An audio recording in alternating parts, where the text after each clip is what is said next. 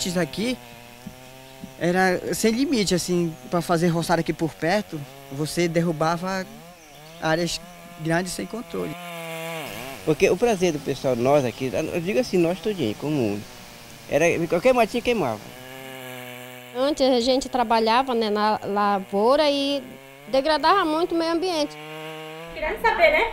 Sabia que estava pegando, então acaba tudo.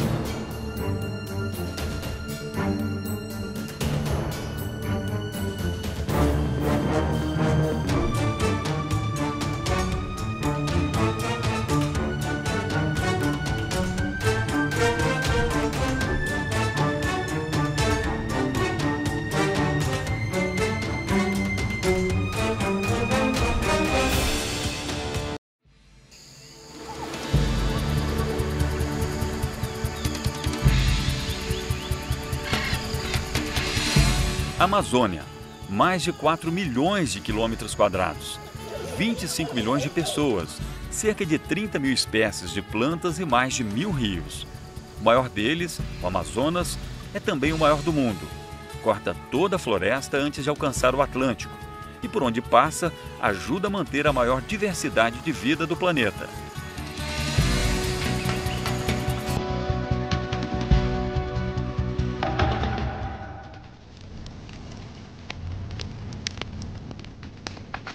Estima-se que cerca de 18% do bioma Amazônia foi perdido até hoje no Brasil, onde cobre quase metade do território. Vastidão apelidada de Inferno Verde pelos colonizadores. Com a chegada deles, os projetos de ocupação e de exploração começaram. Mas foi durante o século XX que a Amazônia viu crescer o confronto entre interesses pela posse e pela preservação da riqueza natural. Os conflitos ainda não terminaram, mas a possibilidade de uma nova história começa a brotar no solo da maior floresta tropical do mundo.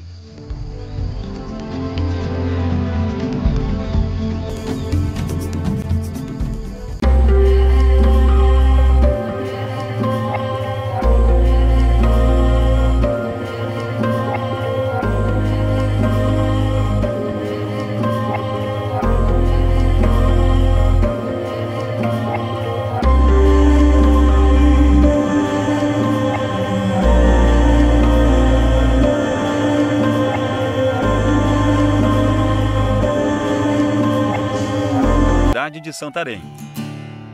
Além do porto que movimenta a capital paraense, o Tapajós ajudou a formar importantes reservas naturais ao longo de seu curso. A 50 quilômetros de Santarém estão algumas dessas áreas de proteção.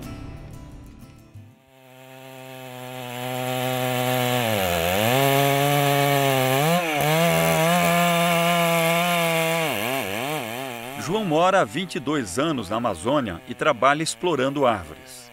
O que pode parecer mais um ponto contra a floresta é uma das estratégias para manter a Amazônia em pé. João faz extração de madeira na Floresta Nacional do Tapajós, onde o manejo florestal é planejado para causar o menor impacto possível no ambiente. Um estudo da área identifica as árvores que podem ser extraídas e quando. Depois, os locais de manejo são definidos. Até 2013, o limite para a exploração na floresta do Tapajós era de 1000 hectares ao ano, ou 30 árvores por 5 hectares. Isso dá cerca de 6 árvores por 10 mil metros quadrados.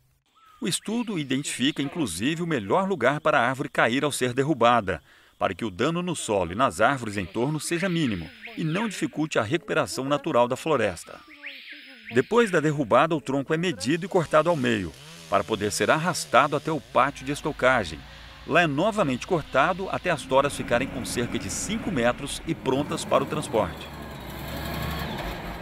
As árvores mantidas em pé ajudam no reflorestamento e na manutenção da floresta. Dessas folhas ela fica aqui porque as folhas ela servem de adubo. né?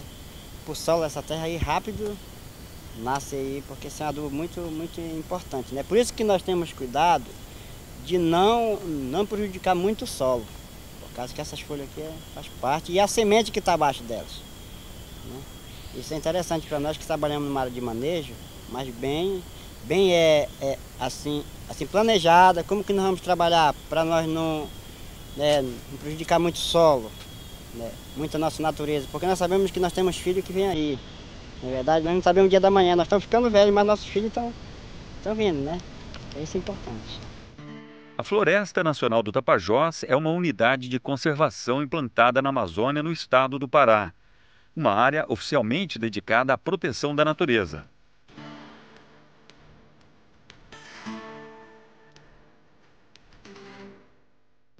A conservação da Amazônia e de outras áreas naturais ganhou mais destaque em meios de comunicação e mais espaço nas políticas públicas após a primeira Conferência das Nações Unidas para o Meio Ambiente, realizada em Estocolmo em 1972, e com um acordo sobre diversidade biológica assinado 20 anos depois, no Rio de Janeiro, durante a segunda reunião da ONU para Assuntos Ambientais, a ECO 92. O compromisso, reafirmado durante a terceira conferência, a Rio+20, conta atualmente com 194 partes e só não obriga todos os países do mundo porque poucos não aceitaram ou ratificaram o acordo, como os Estados Unidos. Criar áreas de proteção foi a forma encontrada pelos países para preservar a natureza e manter a variedade de vida na Terra, a biodiversidade. Essas áreas ganharam o nome de unidades de conservação. Corcovado, Fernando de Noronha, Cataratas do Iguaçu, Pico das Agulhas Negras são algumas das paisagens brasileiras famosas pela beleza e pela imponência. Mas algo que pouca gente sabe é que todas elas são também unidades de conservação. Elas guardam nascentes de água, jazidas minerais, madeiras, castanhas e outras riquezas naturais e culturais.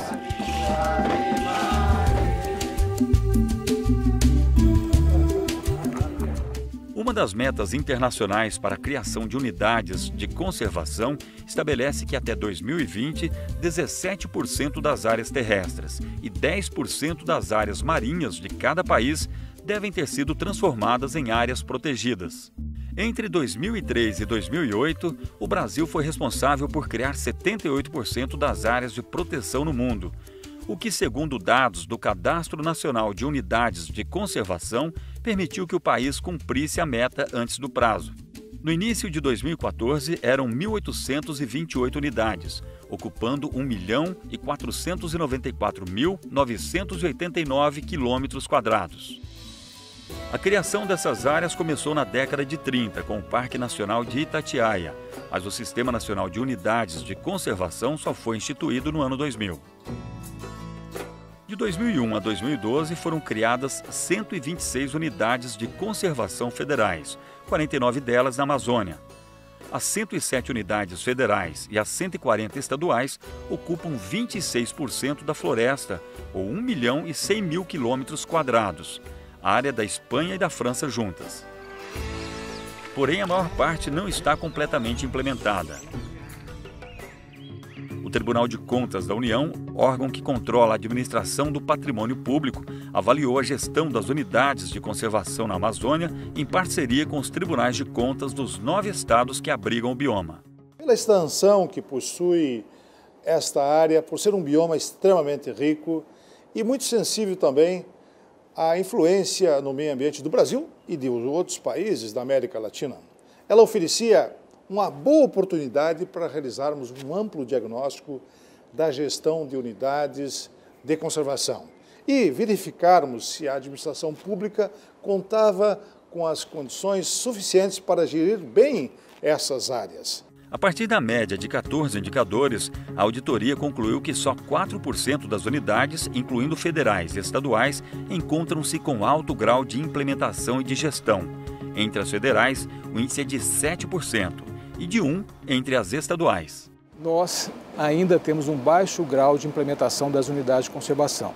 E isso se explica por várias razões. Primeiramente, que Em muitos casos, trata-se de unidades de uma grande dimensão territorial, principalmente na região amazônica. Depois, porque envolvem a alocação de muitos bilhões de reais para um pleno funcionamento. Depois, porque envolve um conjunto de atores que precisam estar articulados e estamos passando todos por um processo de aprendizado de como articular melhor.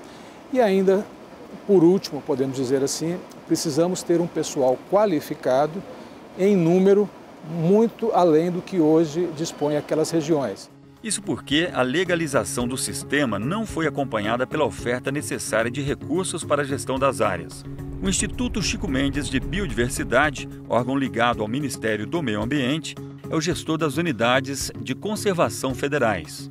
Enquanto o Ministério é responsável por coordenar o sistema, o ICMBio, criado em 2007, gere e implementa as ações.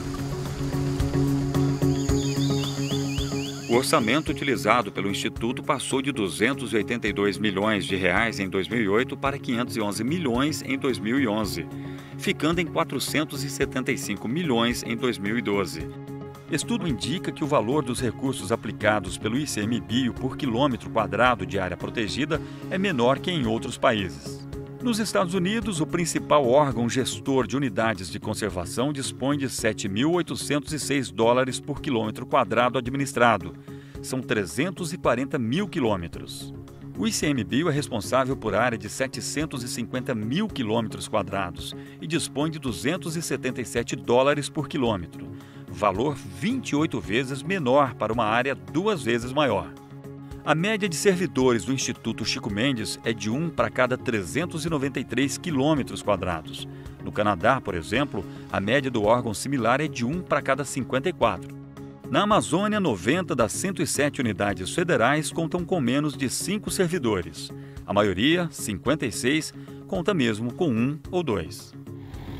A falta de pessoal e de dinheiro impacta nas atividades de fiscalização, de combate a emergências, de educação ambiental, monitoramento, em pesquisa da biodiversidade e no apoio às comunidades tradicionais. A carência de recursos, associada à pouca integração entre os órgãos ligados ao tema, acentua as dificuldades para resolver um dos principais problemas que o ICMBio tem pela frente: a regularização fundiária das unidades de conservação. A lei diz que o território das unidades deve ser de posse e de domínio públicos. Porém, o próprio ICMBio estima que 5% das terras das unidades de conservação federais na Amazônia são áreas privadas ainda não regularizadas. As áreas devem ser desapropriadas e os donos indenizados. Se os proprietários forem de populações tradicionais, devem ser realocados. A regularização fundiária, ela está relacionada ao fato de que antes de aquela área ser considerada, ser transformada numa unidade de conservação, ali residiam pessoas com atividades econômicas, atividades muitas vezes incompatíveis com a destinação dada àquela unidade de conservação. Além de causar disputas pela posse e pelo uso da terra, a falta de regularização compromete o alcance dos objetivos da unidade de conservação. Vários estudos apontam que as áreas, as unidades de conservação com conflito fundiário são as que têm menos eficácia no combate ao desmatamento. Então é um problema muito sério. Em novembro de 2013, o TCU recomendou ao ICMBio que levantasse informações capazes de subsidiar a elaboração de um plano para a regularização das terras ocupadas por unidades de conservação. Obviamente, a região do que a gente chama de arco do desmatamento, onde o valor da terra é mais alto, onde já existe um interesse de uso das áreas, né? Quer dizer, a fronteira, seja da pecuária, da agricultura, né? Está chegando muito próximo ou já está nos limites das unidades de conservação. Acho que esses são os lugares onde talvez ela seja mais prioritária. Apesar dos problemas, alguns resultados positivos já podem ser observados. A auditoria coordenada pelo TCU indica que entre 2008 e 2012, 94% do desmatamento na Amazônia ocorreu fora das unidades. Para chegar a essa conclusão, o TCU analisou alertas do DETER, Sistema de Detecção do Desmatamento em Tempo Real na Amazônia, utilizado pelo INPE, Instituto Nacional de Pesquisas Espaciais. Foram 15 mil quilômetros quadrados desmatados nos 4 anos analisados. Apenas 971 estavam em unidades de conservação. Vários estudos científicos, eles comprovam isso, que elas são eficazes no combate ao desmatamento, né? Mesmo que não consolidadas. Fora das áreas protegidas, a realidade é outra. Ao longo da BR-163 no Pará, que passa ao lado da Floresta Nacional do Tapajós, muitas áreas já foram abertas.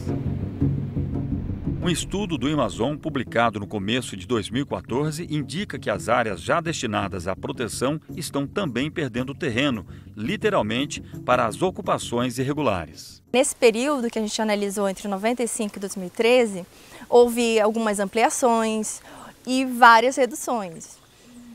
E nós percebemos que esses 2,5 milhões de hectares que foram desafetados é o que nós chamamos da perda líquida, que não foi compensada. Segundo o Amazon, 42% dos casos de desafetação envolvem instalação de projetos hidrelétricos. O que você pensava que era intocável, de repente, não é.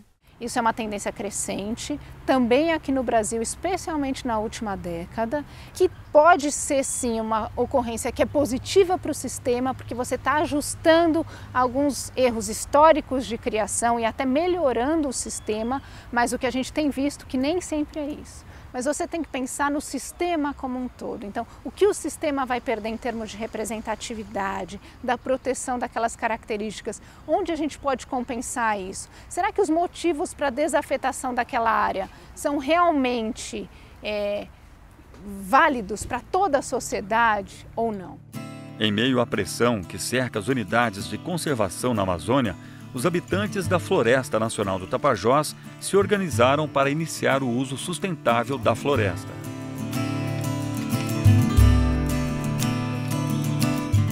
O território que corresponde à Flona foi transformado em área protegida em 1974. São 527 mil hectares que abrigam cerca de 5 mil habitantes, distribuídos em 25 comunidades tradicionais. A forma encontrada por eles para estabelecer o manejo madeireiro e fazer frente às empresas interessadas em explorar a floresta foi a criação de uma cooperativa. O povo se reuniu, começou a se articular, né?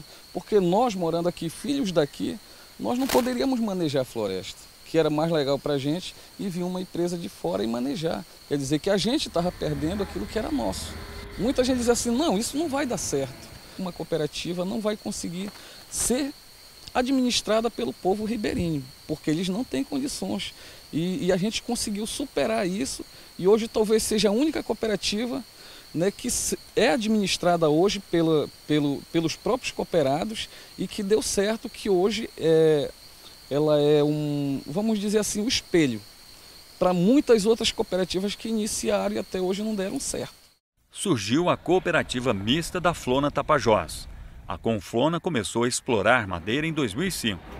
Nasceu como Projeto Ambé, nome de um cipó encontrado na floresta. Em 2013, já reunia cerca de 200 pessoas, 80 diretamente no manejo madeireiro.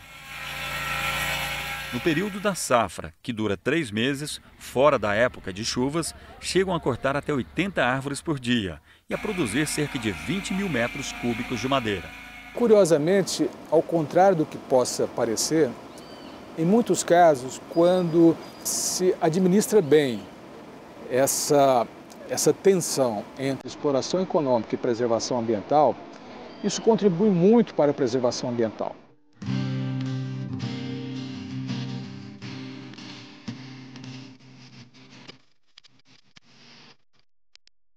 O manejo florestal, numa das maiores reservas de madeira tropical do mundo, vai além da extração e da venda de toras. Os galhos, por exemplo, são aproveitados na fabricação de objetos e de móveis. Além da marcenaria tradicional, os comunitários desenvolvem a marchetaria, técnica que utiliza pequenos pedaços de madeira para formar desenhos e mosaicos. Nascido na floresta, Lorivaldo é um dos 18 marceneiros que trabalham na movelaria montada na comunidade de Pedreira. Essa daqui era uma tora de pau, grande, só que ela ficou assim quadrejada, que é para formar a perna da mesa. Mas antes de sentar para fazer a mesa, Lorivaldo andou. Foi para Itaituba, foi para o garimpo, de lá foi para Almerim. Subi, vim para Monte Alegre, daí eu fui para Alenquer. Aí foi para Óbidos, Oriximiná, Terra Santa. Aí foi na terra dos feiticeiros, Faros. Teve uma festa do boi em Parintins. Foi para Parintins, de lá subi. Fui para Altaz, passei um tempo em Altaz também. Foi subindo. De lá eu fui para Itacoatiara. Itacoatiara eu fui para... Lorivaldo continuou por mais algumas paragens, até que chegou ao ponto de partida. O objetivo dele agora é ficar. É um sonho que eu estou realizando. A história de Lorivaldo é parecida com a de muitos moradores nascidos em unidades de conservação, que não pretendem abandonar o lugar de origem, mas partem para centros urbanos em busca de alternativas para viver.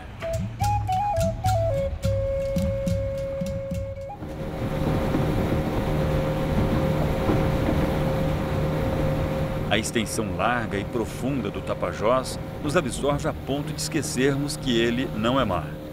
Seguindo o caminho pelo rio, uma grata surpresa. Esse aqui, essa água diferenciada daquela que vocês viram ali transparente, essa aqui já é barrenta, é um pouquinho do rio Amazonas. Esse garapé daqui vem de lá do rio Amazonas. Aí a água corre para cá e traz ela para cá. Por isso essa diferença. Para lá ela é uma água transparente, para cá é transparente e esse meio aqui é barrento. Mas é por causa dessa influência do rio Amazonas através do Igarapé do Jari.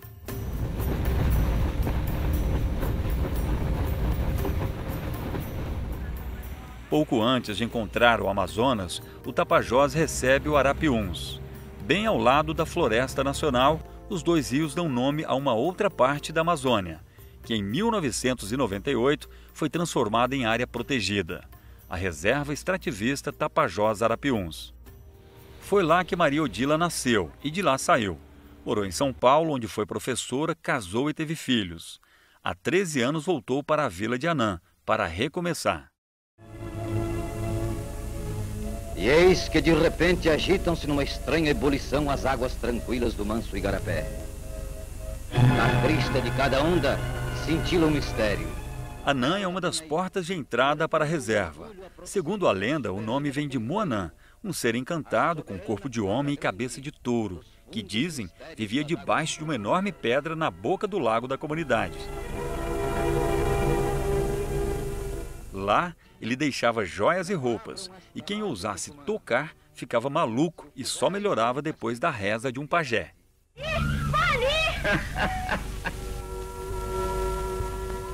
Parece que Moanã não assusta mais os moradores da vila. E hoje, no lago, no lugar de malucos e joias, encontramos sonhadoras e peixes. Logo que voltou, Maria Odila se inteirou do que acontecia na reserva e começou a buscar melhorias para a comunidade. Tornou-se líder e reuniu mulheres em torno de um projeto de piscicultura. Nós começamos esse trabalho em 2005 pela necessidade. E aí elas me colocaram na frente das mulheres sonhadoras em ação, das musas, que são as criadoras de peixe. Para iniciar a criação de tambaqui, peixe natural da Amazônia, as musas enfrentaram a descrença de pesquisadores. Depois de sanar problemas de adaptação dos peixes, elas enfrentam outro desafio para levar em frente o sonho. Faltam recursos para comprar a gaiola e os alevinos usados na criação. Em 2013, eram 15 no grupo e apenas 6 cultivavam peixe próprio. Sinceramente, dependendo da minha vontade, da minha força de vontade, eu só vou parar quando todas as 15 tiverem suas próprias gaiolas. Para ajudar nos custos, resolveram fabricar a ração para os peixes com ingredientes colhidos e plantados ali mesmo. Poucos são comprados. Nós estamos até aqui hoje por teimosia de mulher, porque mulher teima mesmo muito.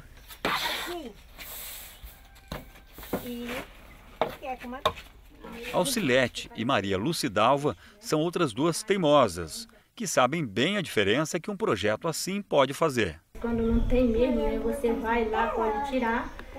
Na hora de uma necessidade, como eu tenho os 2 rapazes, né, que eles estavam fazendo faculdade no início logo, E era só eu que mantinha ele, né? Eles me ajudando na lavoura e também com peixe, a cuidar dos peixes. Então, quando eu estava muito assim, perreado, mas tem outra palavra, né? Nosso linguajar. E então eu iria lá, tirava os peixes, vendia e já inteirava aquela parcela da faculdade para pagar com o meu dinheiro que eles conseguiam, né, no trabalho deles também, pelo vontade. Lucidalva nasceu na Resex, foi estudar em Santarém e voltou. Além de cuidar do peixe do roçado, trabalha na escola da comunidade, limpando e fazendo a merenda. Alcilete trabalha também na lavoura de mandioca. Aos poucos, as mulheres de Anã vão reforçando a ligação com a terra onde nasceram, com o patrimônio que ela tem. É nosso.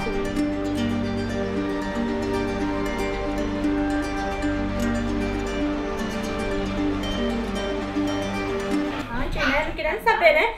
Sabia que estava pegando, então acaba tudo. Mas nunca pensava no futuro, né? E hoje não. Hoje a gente já pensa, né? Eu sempre falo para os meus companheiros, nós estamos protegidos por uma lei. Aqui nós podemos criar, podemos produzir, tudo dentro do limite, mas podemos fazer isso. Ao passo que se isto aqui não fosse uma unidade de conservação, o agronegócio já teria nos jogado ou para encher as periferias de Santarém ou não sei para onde. A vida flui tranquila às margens do rio Arapiuns. Entre o sal do suor e o doce das águas, há um convite para ficar.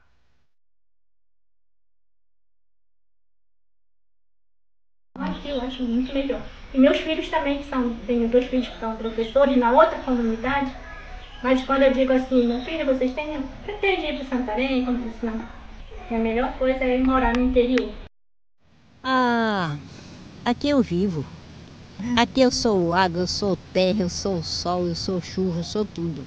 Lá eu era apenas um grão de areia no meio de um mundo, de uma duna gigante. Não me sentia quase ninguém.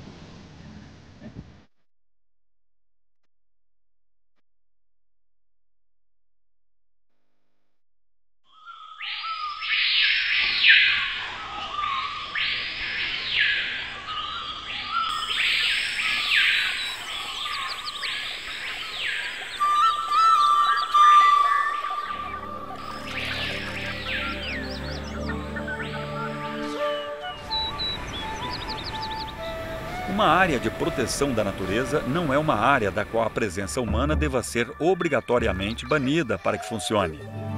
É por isso que nas unidades de conservação, especialmente nas de uso sustentável, as comunidades são reconhecidas como parte do meio ambiente e devem ser integradas à política de preservação. Existe, na verdade, uma evolução do conceito de áreas protegidas, né, de décadas até hoje, em que essa participação e a inserção da sociedade, das comunidades locais, é cada vez mais vista e valorizada como parte, né, de um dos benefícios que a unidade de conservação oferece e também como uma parte principal da gestão da UC para que ela alcance seus objetivos. Assim, o homem deixa de ser visto e de se ver como um intruso, e torna-se parceiro das diversas manifestações de vida que o envolvem. Tem que preservar. Aqui que eu vim aprender como que nós devemos preservar a natureza, né? Porque você vê aí para fora é uma coisa absurda, né? Então aqui que eu vim aprender isso. Antes a gente trabalhava, né, na lavoura e degradava muito o meio ambiente. Hoje não, a gente tem uma utilidade muito grande, principalmente nas árvores que produzem a semente para nós. A cooperativa ela fez com que isso mudasse. Hoje você não tem aquele retrato de antigamente, que aqui do rio, quando você passava no barco, você via essa área toda desmatada, né? E hoje você não vê mais. Uma das coisas muito grandes hoje, o que eu falo com os colegas aqui, e todo mundo que mora na área da reserva, sabe que sem a natureza o homem não vive, né? E o homem tem que estar em harmonia com a natureza. Se ele derrubar a metade da floresta que tem perto dele, ele está matando um pedaço do coração dele, com certeza. Mas nem sempre foi assim. Antes aqui, era sem limite, assim, para fazer roçada aqui por perto, você derrubava áreas grandes sem controle. Você derrubava? Você também com certeza, derrubávamos. Hoje a atenção de Aldair com a natureza começa de manhã cedo. Ele tem um meliponário, criação artesanal de abelhas sem ferrão, típicas da Amazônia. Logo que acorda, vai checar se está tudo bem com elas. Eu trato melhor delas, com certeza, assim, porque segundo o que a minha mãe disse, que quando eu estou dormindo, elas estão trabalhando para mim. O projeto do mel começou com o pai de Aldair, que depois de ver o enxame num tronco de árvore, teve ideia de começar a criação. O grupo já tem 18 pessoas e cerca de 500 caixas de abelhas. O cuidado com a produção chegou até as embalagens, que são feitas de palha de Tucumã por artesãos da própria reserva e passaram a substituir os sacos plásticos. O meu objetivo aqui com a criação de mel é cuidar, em primeiro lugar, essa floresta aqui.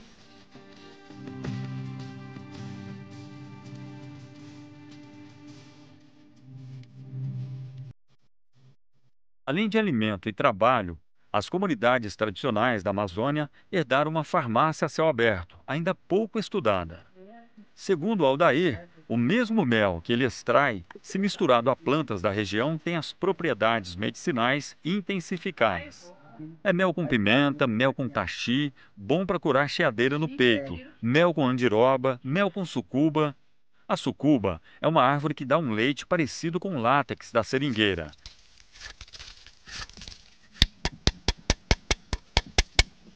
Geralmente ela não vai descer igual o látex, porque é bem grosso o leite dela, né?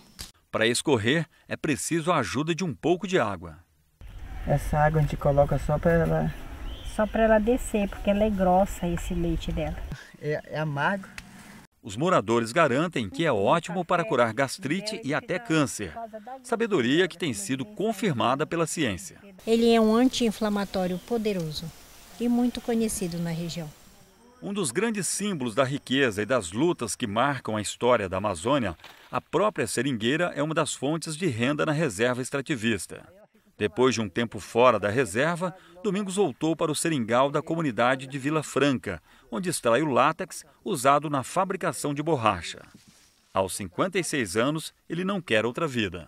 Quando eu me criei trabalhando nisso, eu gostava muito. Eu saía às 6 horas da manhã, quando era 2 horas da tarde, chegava em casa de volta. Mas é muito bom de trabalhar. A rotina continua sendo mais ou menos essa. Assim, Domingos pode se dedicar a outros serviços como o roçado. O trabalho no seringal começa em janeiro, no tempo da chuva, período em que as folhas estão maduras e a árvore pode ser cortada. E o corte tem jeito certo. Porque a gente tem que cortar para ela não triscar no pau lá. Tem que cortar só mesmo entre o pau e a casca aqui. A safra vai até setembro, quando a chuva para e as folhas começam a cair. Aí é chegado o tempo para a seringueira se recompor. Às margens do Tapajós, a paisagem é uma motivação a mais para o trabalho e para o descanso. Paisagem muito bonita, né? Não, isso aí dá uma animação assim na gente mesmo, porque aí a gente está recebendo essa linda beleza, né, pra gente, na vida da gente. Isso aqui é uma emoção nossa, né?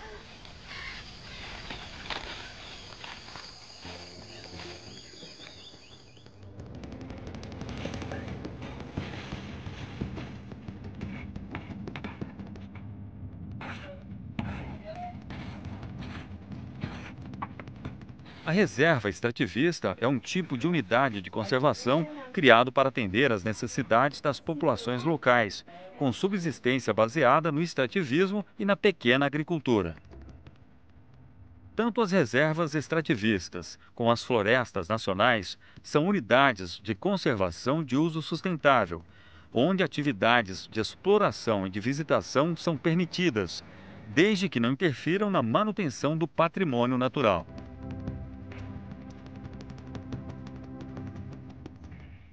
Nesse mesmo grupo estão áreas de proteção ambiental, áreas de relevante interesse ecológico, reservas de fauna, reservas de desenvolvimento sustentável e as reservas particulares do patrimônio natural. Já as unidades de proteção integral formam outro grupo de áreas protegidas. Essas são mantidas livres da interferência humana o quanto possível. São os parques nacionais, as estações ecológicas, reservas biológicas, monumentos naturais e os refúgios da vida silvestre. Seja qual for a categoria, a lei determina que todas as unidades tenham um plano de manejo que oriente o uso dos recursos. A partir de um diagnóstico da unidade, o documento define e normatiza as atividades que podem ser desenvolvidas dentro da área, sendo assim o principal instrumento de planejamento e de gestão desses territórios. O plano deve ser elaborado em 5 anos, a partir da criação da unidade de conservação. Mas, segundo o TCU, em 2013, 62 das 107 unidades federais na Amazônia não tinham o plano, e apenas uma havia sido criada há menos de 5 anos. Dentre as 45 unidades com plano de manejo, em 19 casos, o instrumento era inadequado à realidade. O custo, a falta de pessoal e o tempo de elaboração são os principais problemas indicados pelo ICMBio. O Instituto coordena e orienta a elaboração do plano de manejo, que deve ser desenvolvido com a participação das comunidades. O processo de elaboração do plano de manejo é um processo muito interessante, porque é um processo em que a unidade se coloca na região, né? Que você começa, muitas vezes, naquele momento, se não foi na criação da UC, em que as pessoas começam a participar, saber o que é a unidade de conservação, qual o seu papel, como elas podem interagir com aquela unidade e participar.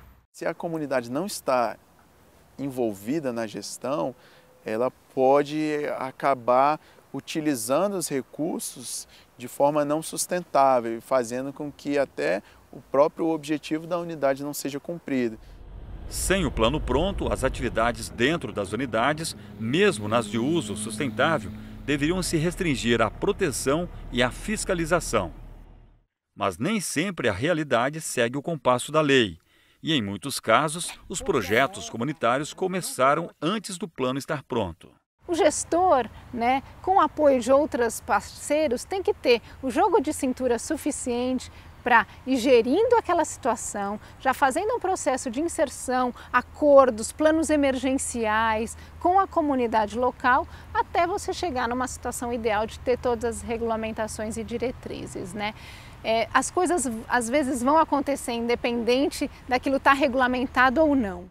Com ou sem o plano de manejo, a estratégia adotada por alguns gestores para conciliar as necessidades do homem e da floresta é intensificar a parceria com os moradores. O pessoal do ICMBio, eles são um parceiro muito forte, que esse é o melhor parceiro que nós temos. Vem dizer o que está certo e o que está errado, para poder nós ajeitar um pouquinho, né?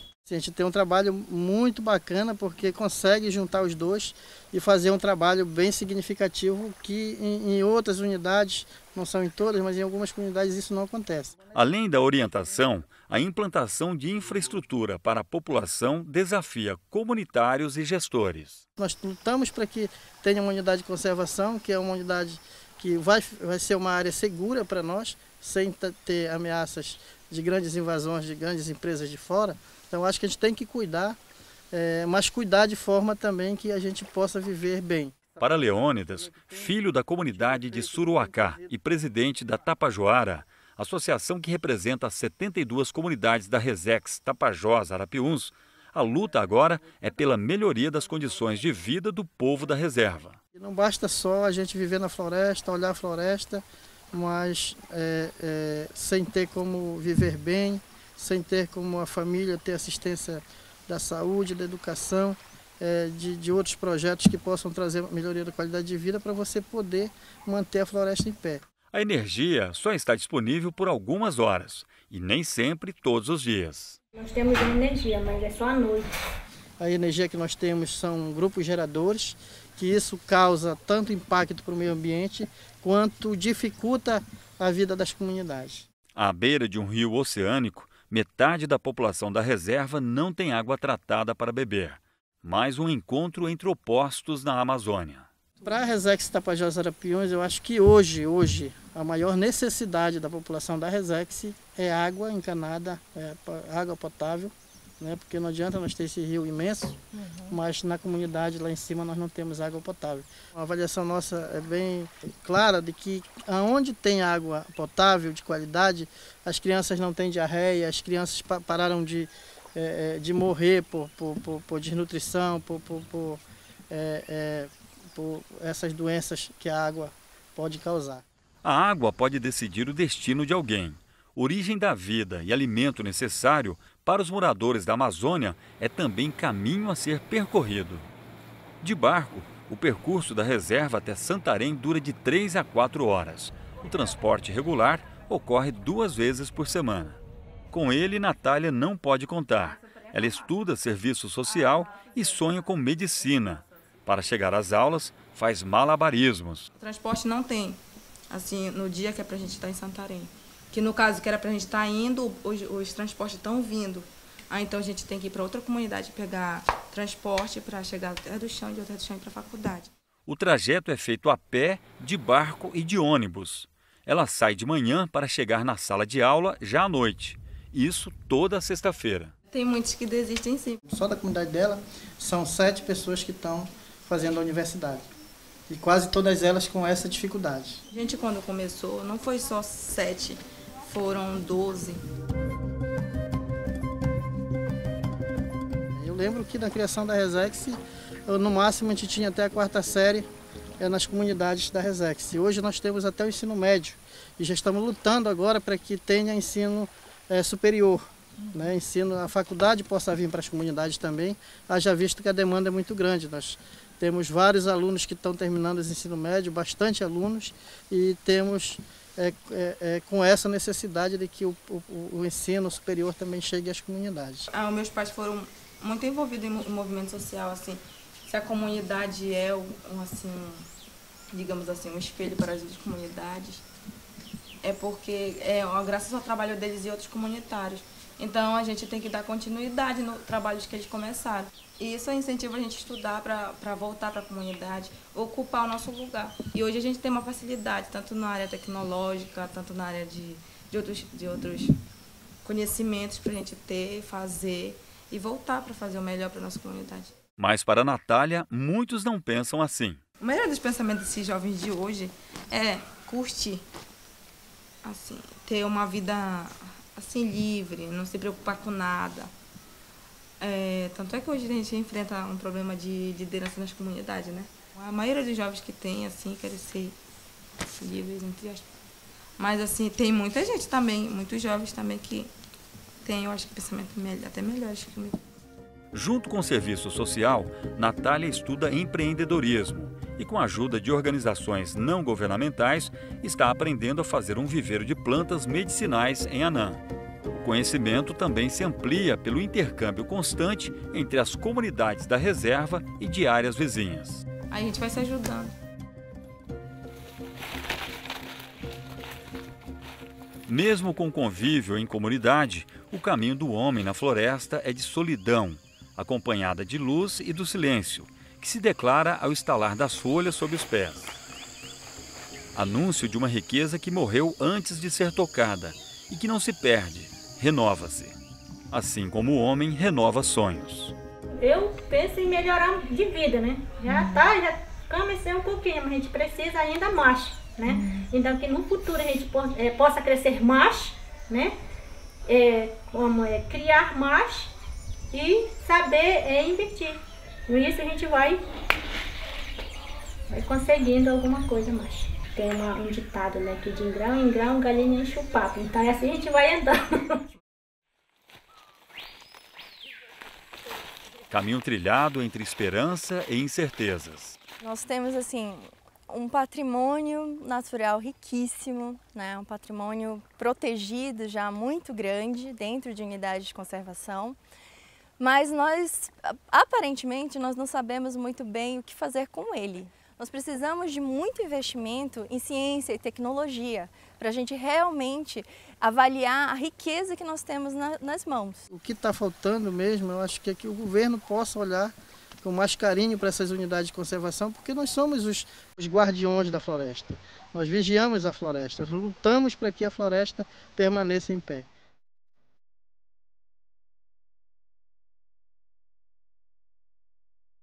Se ele derrubar a metade da floresta que tem perto dele, ele está matando um pedaço do coração dele, com certeza.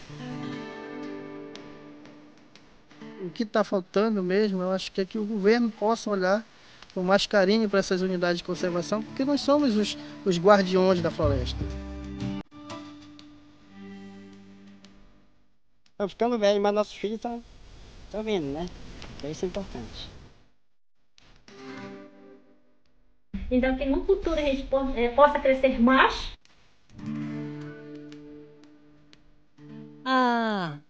Aqui eu vivo. Aqui eu sou água, eu sou terra, eu sou sol, eu sou chuva, eu sou tudo.